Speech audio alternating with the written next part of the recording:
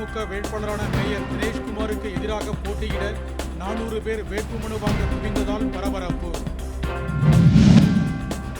Easter திருநாளையொட்டி கிறிஸ்தவர்களுக்கு அன்புமணி ராமதாஸ் வாழ்த்து. அமைதி, வளம், மகிழ்ச்சி தழைக்க அனைவரும் பாடுபடுவோம் என உறுதி. குற்ற வழக்கு மற்றும் வயது குறித்த தவறான விவரங்கள் காரணமாக பெரம்பூர் தொகுதியில் விஜயின் திருத்தப்பட்ட வேட்புமனு தாக்கல். சாத்தான்குளம் தந்தை மகன் கொலை வழக்கில் பாகுபாடின்றி தண்டனை வழங்க வேண்டுமென மதுரை நீதிமன்றத்தில் நடுவண் அரசு அறிக்கை.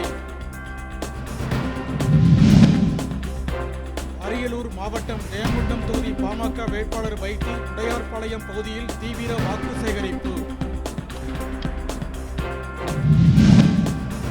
தேனி மாவட்டம் கம்பம் பள்ளத்தாக்கு பகுதியில் 1 மணி நேரம் வெளுத்து வாங்கிய கனமழை. விவசாயிகள் மற்றும் பொதுமக்கள் மகிழ்ச்சி.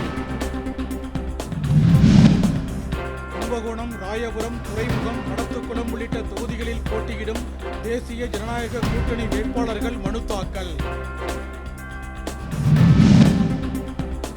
அரியலூரில் ஏழைகளின் திருப்பதி எனப்படும் கலியுக வரதராஜ பெருமாள் கோவில் தேரோட்டத்தில் ஆயிரக்கணக்கான பக்தர்கள் பங்கேற்று வழிபாடு. மேற்காசிய போர் சூழல் எதிரொலி. இந்தியாவுக்கு கூடுதலாக கச்சா எண்ணெய் மற்றும் எரிவாயு வழங்க தயார் என ரஷ்யா அறிவிப்பு.